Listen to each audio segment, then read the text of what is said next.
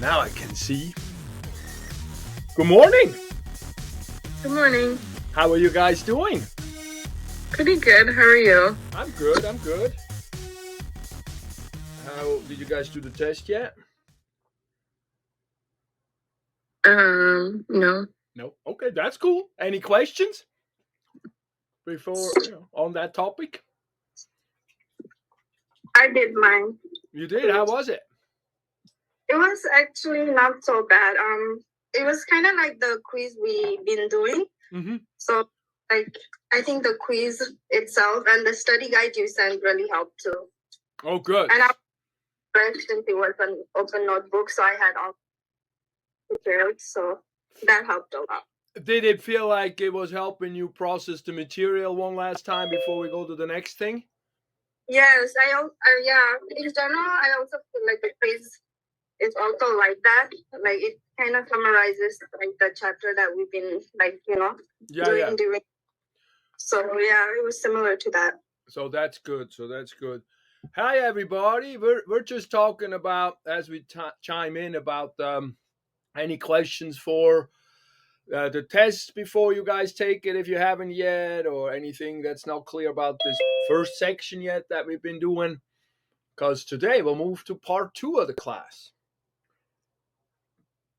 Hello, how are you all? Well, that's good. We'll give it a few minutes and then we'll start with the whole thing.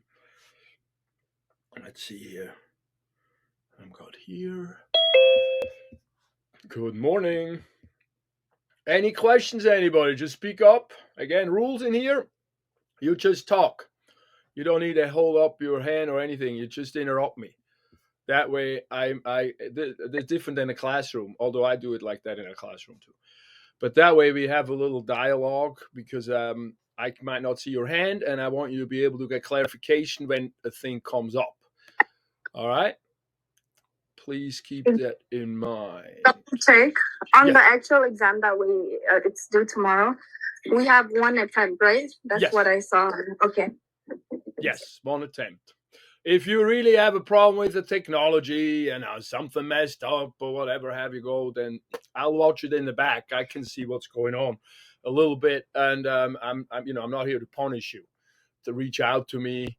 I think I saw one person who somehow must have lost connection or something because it timed out at like 8 minutes, and so that we're gonna redo that one. All right, so don't feed if you I have strong test anxiety from the old days, so don't feed your own if you have it with those kind of things. I'm not here to do that. I'm here to help you learn, or that's my focus. The other stuff is boring to me. Any questions? Any other questions on that topic? No? Well, that's good. I actually do have a question. It might be kind of ridiculous. So it's the test is on booklet number 1, right? Yes. Okay. That was it. That's actually good. I should make that much more clear. In the classroom, it's very clear because we had the booklets with us.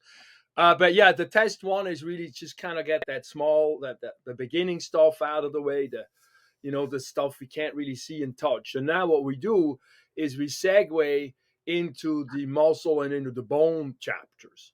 And that is where I'm at home. That's my topic of daily work, is working with people's muscles and bones. And chronic pain and performance. That's the other part of it. Did you guys see the game last night? How? Oh my God, yeah. Well, at least my guy was McCaffrey, so that's he did the fumble, but other than that, he played pretty well. But that was pretty harsh. But anyway, we have to move on. We can't just lament too much on that, huh? Hey, Professor or Dr. M. Mm-hmm. So I have a question about the time for the test. It says that it's due on the 13th, but it's open until the 18th. So is that just like the late policy of like 1% per day?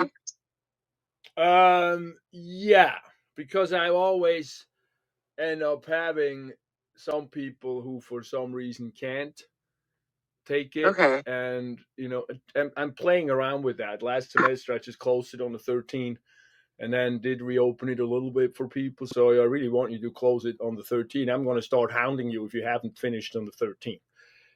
So it's a little more urgency on that than the regular stuff. Just Okay. because I want you guys not to procrastinate and then get delayed on the next section, because that is also then come due. And then after, in the third part, one of the things that we'll do is we do a pathology presentation project, and so then I want to be able to have people be more or less in time with each other on that because that's a group project. So try, yes, that the 1% will apply. The delay thing will apply. Do the best you can. Do finish it up by tomorrow, and we'll see how it goes. And if I have too many who don't, I'll just probably do it the next semester a little different again. But that's the way it is. Yeah, that was my plan this time. Any other question for this part? If not, look at that. We can go make this bigger and drag it in a little more. No, we'll just make it big. And make me small. Can I make me small? Look at that. Bye-bye. That's a little too small. So anyway, what we're doing now, this second part is I open all the modules of the second portion here. We have, see, week 7, week 8, and test 2. So now we're going for the bones first, except in the brain, in the skull, I do the skull and then the muscles at the same time. Can you guys see me over here? Is this showing right? Yeah. And then, I gotta go back to this part. And then we go to the rest of the skeleton. That will be next week. So make sure you close out this stuff. So because it accumulates, especially the first couple weeks here or few weeks here are kind of in a fair amount of material. And then I slow it down in the last 2 so we can integrate a lot to then get ready for the second exam, which is in week 9-ish, which is about the middle of the semester. I separate muscle and bones. Oh, let's see, maybe somebody can enter. Yes. I separate muscle and bones from the other parts of the topics because it's just the movement apparatus is very vast and very unique in that respect. It's like if you study the heart, you study the heart, it's a fairly finite structure in terms of the terminology of what is called what. But when you look at the muscles and the bones, it gets really vast, and we can go endlessly long in how many holes and what's called what and so forth. So I'm kind of trying to get us a really solid foundation in that. And when I say solid foundation, actually in reality, in application, in the world of me working on people, that's about the level I'm working on people. I mean, and I work on professional athletes at times from Giants, Niners, and well, actually no, Raiders and Stanford before, but so the application, so if you know this level of stuff from an application perspective, you're really good as far as I would think. In many arenas, you have a really good foundation, especially to learn about your own self more, and when it comes to medical decisions. So the way that this is, and again, if you have any questions or if I go a little on a tangent you don't understand, please interrupt me to make sure we keep it focused here. So when we look into a week of what we're doing in these weeks, we're still going to be watching videos and we're going to be answering questions. That's the same format. We might here have some fill in the blanks or so, because the test ultimately is this test is going to be a fill in the blank test, but you're copying. You have lists with you. It's open book as well. All my tests are open book. And so then after doing the listening to the lecture kind of thing, doing the questions, then in this section and from now forward, we have heavily what we call, I should put that discussion a little further down, but we have heavily what we call these labeling and coloring exercises. And so what I want you to do on those activities is I want you to go to the top first. All right. I want you to label and color all the terms that I list here, and that then later on are also listed on on one main list that you can then use for the test, which I show you in a minute. And I want you to both, let me show you on this, because this is actually, you can annotate. If you work on an iPad or so, for example, you can do that with the stylus and annotate like that and then submit your assignment right online. Or you can do it on paper that you have from the booklets and you then take a picture, upload it. Or you can, if you mess up with another one up here, I have a link also that goes to the picture again, and you can download it again if you need it or want it. And I also have videos that describe everything, all the terminologies. So you have ample opportunities to see the terms on the bones, on the structures, and sort of have as much, real life kind of experience as possible. But I want you to then, when you do the activity, look at that list and say like, well, this here is called the frontal bone, and what you do, you label that one time from the list, one time on the paper or online here, and then you color that area that pertains to that term. And I'm looking at 3 kind of terms. I'm looking at, let me go back up to the list. I'm looking at bones. Those are whole bones. And then on each bone, we always have little structures that mean something. They're muscle attachments, little holes for vessels or nerves or something.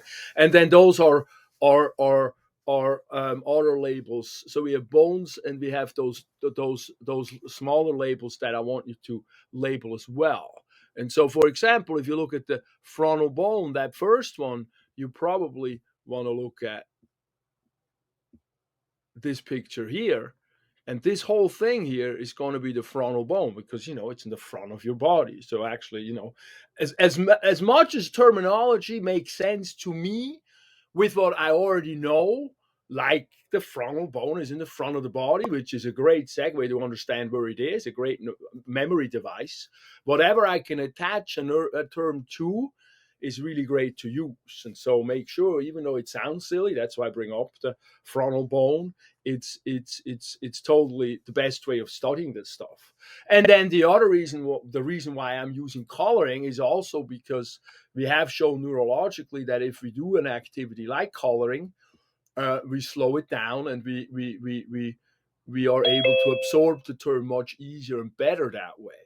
And so that's why we do that. A lot of students actually, find it like a little meditative and cathartic. So, if we can try to get into that feeling as a study, that would be great, because then you're really absorbing it well. And then you have that frontal bone, and then you have underneath the landmarks. You had 2 of those up there. You called the superciliary arch and the glabella.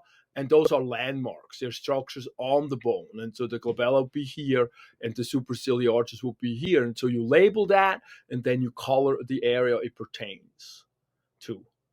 And then when you're done with that, you upload it, and we'll give you credit for it. And if you didn't color it, you give you half credit. If you color it, we give you full credit. Same with the labeling. So make sure you do that. I will give you full or non-credit on terms of those things. Are you complete with all the terms? Are they more or less in the right place? I'm spot checking the places. I got lots of, otherwise I'll be sitting here forever. And then I look for completion, and I look for coloring, and that should get you the points. So the main purpose of this activity is that you spend some time on the material, watch these videos. These are old videos that I made. Some of them might even be from Bio 2. So some of them have a little more terms. So you just, absorb a few more terms, or no, for sure, you only are responsible for whatever is in those lists. That's another very important thing. Let me go right to the test review as we talk about that. Sorry, it's a little slow, I guess. Where is it at? At the bottom here. I don't know why it shows all of them. We have test review 2. You click in there, so that's your last module right now that you have open. And in there, we have multiple review materials. This here goes to the list of all the terms that you're responsible for. So if it's not on this list, it's not on the test. So do not worry about absorbing more than I'm already asking you to. It's not that much from, once you've done it a few times, but the first time around it's pretty heavy. And so not to scare you, I mean, it's one list for all these next few weeks. So if you start properly on time, then you should be completely fine.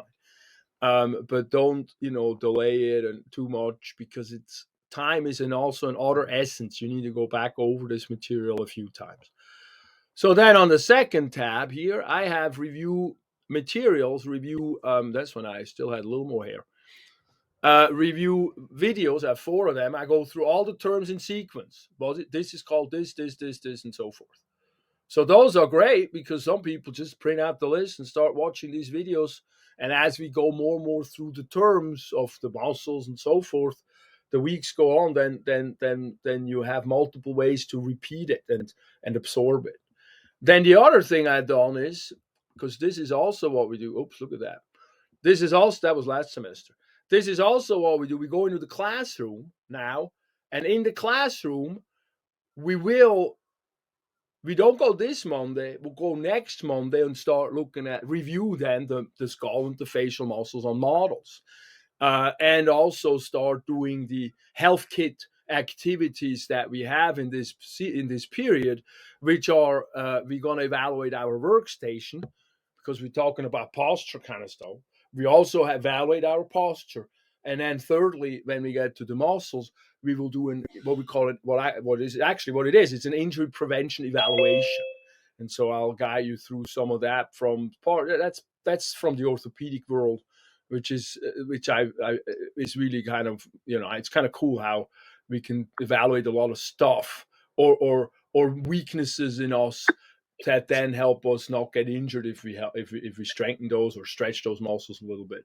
And we'll go through some of that as we learn the muscles to sort of make it applicable to what we're doing.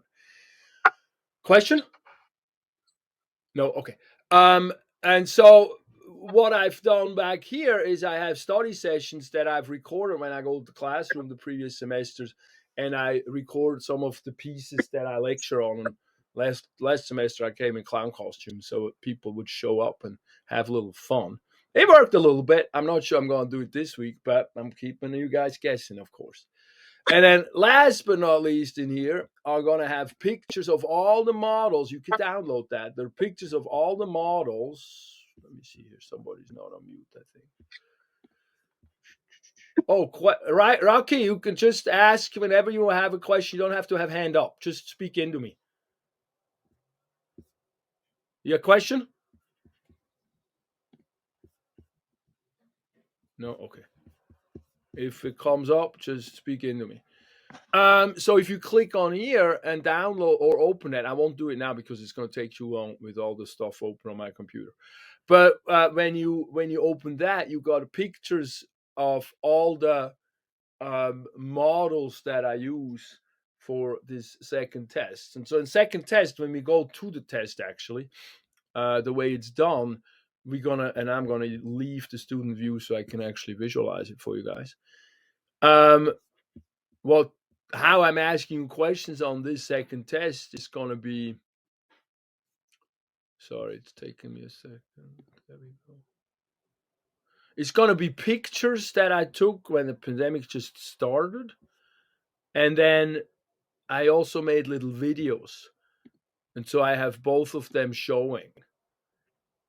So ideally, this test you take on a different browser than Safari. That's another thing, which is the Mac operating system. It's just for some reason, it's one of those things, Safari doesn't work for some things that well. And of course, that's partly why I'm slow, because I am on Safari. So when I actually do the test, I will do it on Chrome or actually on the telephone or something. That's probably the best. So once that opens, I can show you how the test is structured here. And I'm recording on 2 programs simultaneously, so that's why it's so slow. Sorry about that. Come on. And so then what you're asked to do on this test is you're asked to look at the picture. If you see it, that's great. If you want to also watch the video to get a little bit more, then you look at the video, and then you have your term list, and you're asked, what is this term that I'm pointing to? And what you are asked to do is you either give me, there are 3 structures. One is bone, A bone, I'm asking you for what is this bone called, and then you tell me this is this bone. Another one is what is this landmark, and the landmark is the part of the bone. And on the list, you see it's structured pretty well, where you see the bone, and then underneath, dented in a little bit, is the landmark. So it's all very organized. And then the third thing I ask students to do is give me muscles. So we have three things we ask: bone, whole bones, landmarks, or muscles. And what you're seeing now, if it really works out and comes up, for some reason it's very slow, is the first question of that test. So I give you that to make sure you understand how it works.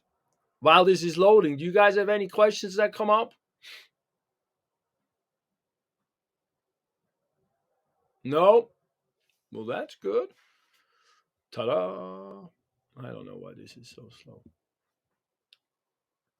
Well, while we're waiting for this, we can see and go maybe to the skull a little bit. When I look at the skull, here we go, which is the first chapter that we're doing now. You guys can see that, right? That's a bit big, isn't it? That's all right. When we look at the skull bones, which that's the skull, is the bones. We look at the top part, which is where we have the brain sit in, and then we also look at the face part, which makes up our face. We look at the top part. We have 6 bones that we look at. We have, and these are important to learn as bones, because when you know those, underneath those we have brain structures that are named the same. And so that's very helpful at that point. Then you don't have to, all learn everything fresh from that even perspective. So the bone in the front of our head is called the frontal bone. That's kind of good. Then, of course, it's not as easy for everything else. The bone on the side, there's 2 of those. There's one frontal bone, there's 2 on the side. Those are known as the parietal bones. And then as we go to the back, we have a backbone here that's called the occipital bone. And then if we go right by the ear on the side, we have one that's called the temporal bone, or 2 of them. We have 1 frontal, 1 occipital, 2 parietal, 2 temporal. You'll go through all of that. And then we got a couple of weird ones. And one of those weird ones, well, we have multiples, but the ones we focus on. One of those weird ones is the inside of the nose bone, and that's known as the ethmoid bone. And then the other one that we concern ourselves with actually really heavily when we look at clinically for what I do is the sphenoid bone. And the sphenoid bone is interesting. It goes across the skull all the way through. You can't see where it attaches. Oh, here it is. Sphenoid, all the way through across here, and sort of is a center keystone bone that every other bone then attaches to. And so clinically, that is really important and interesting, because if somebody hits their head real hard and has a concussion, you can get jamming, and you can get, the brain sort of doesn't function quite as well anymore because the skull doesn't talk and move. It's all jammed, and people feel horrible. And with working on that sphenoid bone through different bodywork techniques, you can loosen up these jammed structures and help the person a lot, in recovery. And so that's the sphenoid bones. Very interesting kind of bone. So you're going to go through all of those bones. Look down here. We'll talk about all those bones and have pictures of them. This is pictures from the booklets. And then you learn some of these terms like the glabella, the superciliary arches that we just talked about. And then, after you go through it a few times, learn what they do, learn what it's all about, then you're ready to go into the test kind of material and look at, you look at the list, and then you start focusing more in on what I want you to really know about for then that we then do the test on. One of the things that I'm also considering is putting I do quizzes like practice sessions. In the practice sessions, I will do walk around and do some quizzing, and I also record those. Those are on my YouTube channel. But I'm also thinking of putting those into the review, because then you can just kind of, learn as you go and test yourself a little, and some like that. I call them drills, not quizzes, drills. Anyway, and then so that's the skull and the cap, the skull cap, or also known as the calvarium. There's some more terms. That's the stuff that the brain is underneath. And then the other one is the face, and the face, is important. I mean, we do facial expressions. We breathe through the face. We eat, so we see with the face. There's a lot going on right here. And so we got all these different bones. We got the maxilla and the mandible. They should be maybe next to each other. They are right here, the teeth bone, the upper teeth and the lower teeth bone. And that's where, we can eat. So we're going to have then the second chapter in this week is going to be facial muscles. And when we look at facial muscles, we have muscles that make faces, facial muscles, the expressions. But we also have a few that open and close the jaw. We have 4 of those, and those are also located in the face. And so that's most muscles are really cool, obviously, because I talk to them. But muscles, all they do is shorten. All they do is contract actively. So most of them are attached to 2 bones, one on each side of the muscle. And when the muscle contracts and shortens, it moves those 2 bones closer to one another, or it changes the angle or whatever you want to move. And that's how, the biomechanics ultimately works. It's a sticks, and then you got things that move the sticks around. So it's like you're kind of active marionettes in some ways, but the head is already included, which is the master of the marionette. So that's kind of helpful. We're not guided by outside, although never mind. But the facial muscles most of them don't move the bones around, except for the ones that are involved in chewing to get the food into the mouth and break it down. Most of them are attached to skin and make facial expressions, because that means we move skin around and smile and stuff like that. We don't move bones when we do those things. And so that's another reason why I separated facial muscles kind of from the rest of the skeletal, because it's a little bit of a different specific purpose. So anyway, that's enough for that. But we have the teeth area where these bones are, the mandible and the maxilla. And then we got the nose area. And in the nose, we got a few bones here. We got the nasal bone, though that helps. Nasal, nose, that's kind of easy to learn. And then we got look at this concha thing. That's a weird name. That's these wiggly structure. When you actually really look into the nose of a skull, these things that are like round here, they're actually bone that circles around like that and then stops and goes towards the inside. So the picture's not quite, they're never good that way. And it creates turbulence. So what happens is when we breathe in through the nose, the incoming air will get circular and slow down because it moves in circles and doesn't go straight in. And that process, what happens is these round structures, they call them these concha, that's that word. They are heavily supplied with blood vessels, and they warm the air and they moisten the air too as we inhale. And so this is actually the reason why when you're in a cold climate, which, colder than here most days, when you inhale, you don't want to inhale through the mouth when it's really cold, because it carries the cold air down to the lungs, and that can give you, pain down there. You want to breathe through the nose because it warms. These concha, they have 3 of them. They warm the air, and there's 3 on each side, and the upper ones are attached. The lower ones, it's its own bone. And so that's this one, inferior nasal concha. I actually do a technique, which is really crazy, that I learned. I don't like to do it, so I don't do it much. But it's a technique that I attach a balloon, little finger balloon to a blood pressure cuff and guide it into the nose and then pump it up a little to affect the sphenoid bone and push it back and release all the tension in the skull bones. And that helps with concussions. When people have really bad concussions, then you got to do stuff like that, But anyway, that's just when I explain you these things. If I explain a little bit of why, it's a little easier to understand, and it's just a name.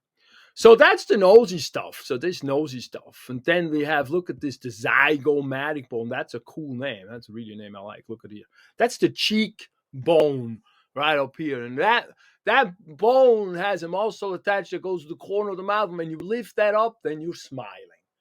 And you're going to learn about that in the video. That's known as the zygomaticus muscle. So often the muscle names and the bone structures are related in terms of, or the muscle sometimes also is called by what it is doing or something. But what you want to do is you want to learn the structures that I want you to really learn in these chapters, because there is usually a meaning why. So if we learn a bone structure, it's most likely because I got a lot of muscles attached there, and we got to talk about the muscles in the next chapter.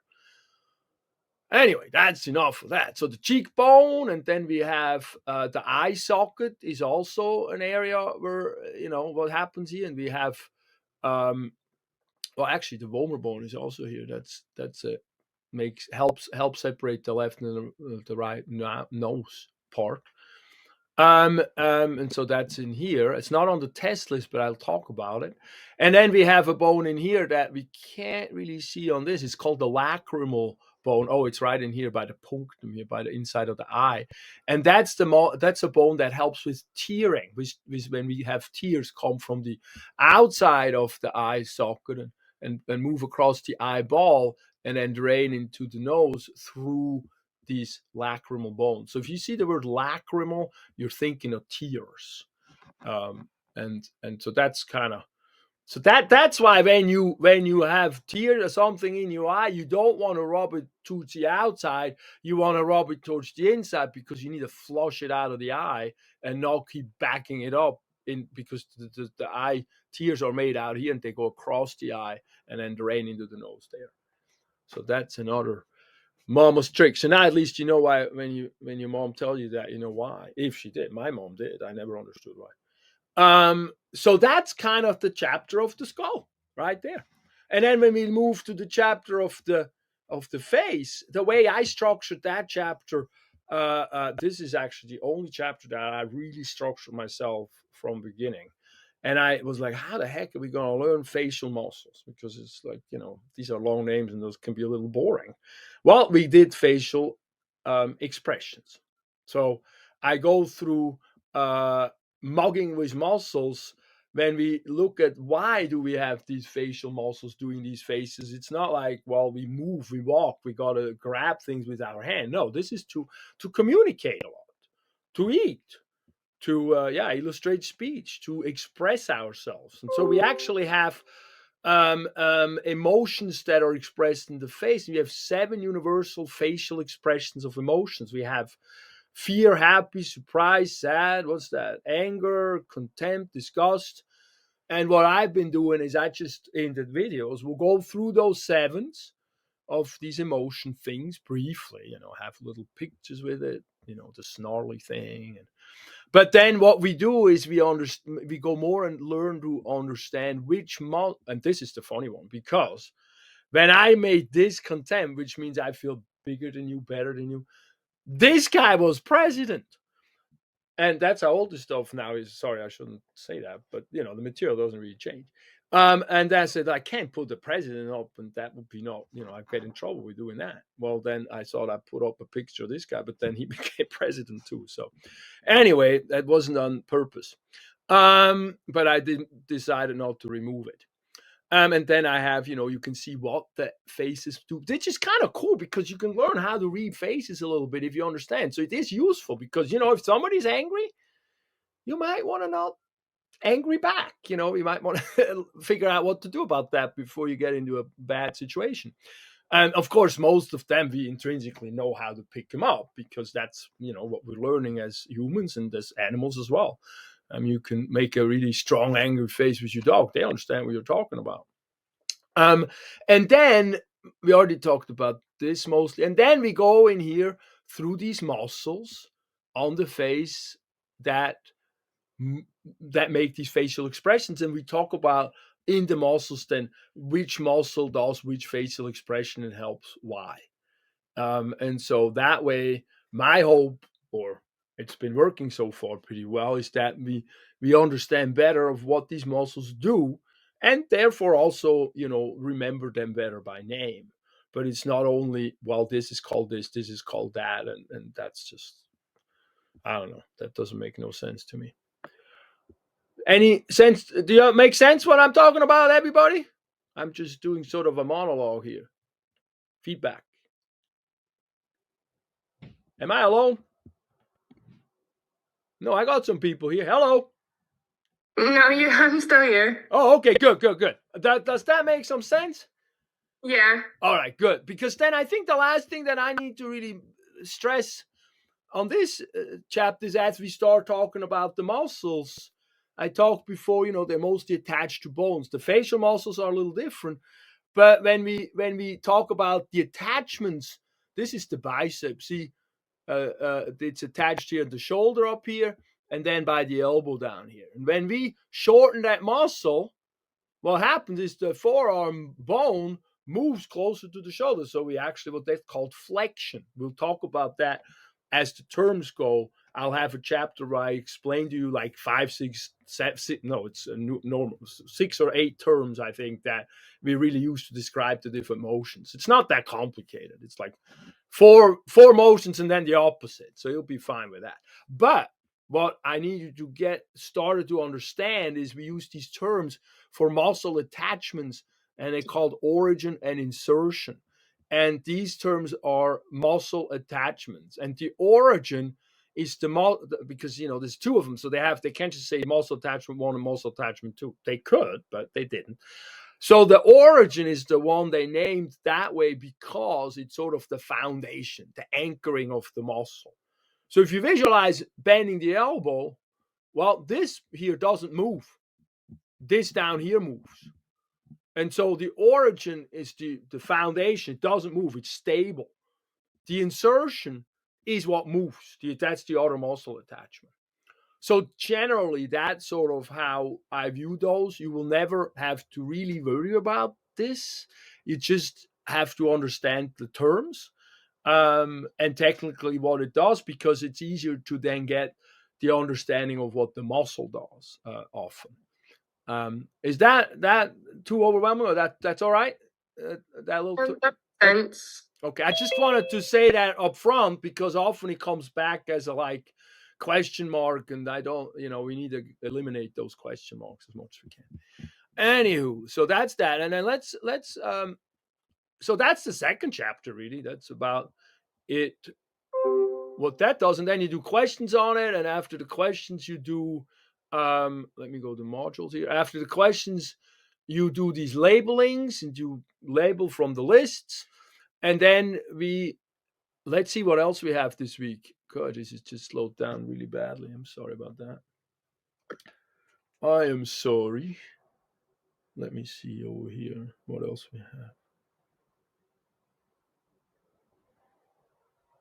Oh, we're good. The only other thing we have this week is the cell model discussion. How has that been for you guys? So were we supposed to make that yesterday? Yeah, I think that was due yesterday. So if you haven't done it, just do it. Okay. Yeah. And then this week we have a discussion around it. Or, just share with each other and kind of, in class, you just do that naturally. You'll show it to each other, and here we have to be a little bit. So you can always make little videos or so. Don't be too overboard on that, okay? It's to integrate the information more. We have a few of those coming up. As I mentioned before, we got evaluations of our movement apparatus a little bit. So we'll talk about gravity and things like that. But those start next week, not this week.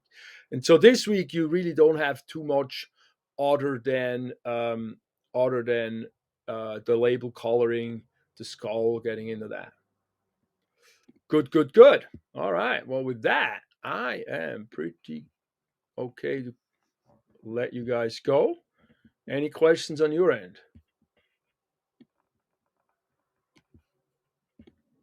Nope. Not so far. Not so far. Good. Well, then we are good. And if anything comes up, if something test-wise or question, this muscle bone stuff is my jam. So reach out if you have any questions. Just shoot me a text, and we'll meet online on Zoom or so, and connect about it and talk about it and so forth. Also, if you have questions with your own, back or neck or so, just ask me. You don't have to feel like you have to be a patient or anything. That's not it at all. But I found very often that, unfortunately, in this arena, a lot of what medicine delivers is not that helpful. It just depends what it is. And so if you and I've also thankfully been able to help a lot of people that have things that they don't seem to be able to help. And so, just don't feel shy about that. That's totally cool. Anyway, I don't need to proselytize about that, because it is not about that. It's really about you guys learning and having fun while you're learning. And I hope we accomplished that a little bit. Yes, thank you. Good. Okay. Well, with that, I wish you a happy week. Have a good week. Thank you. Bye-bye.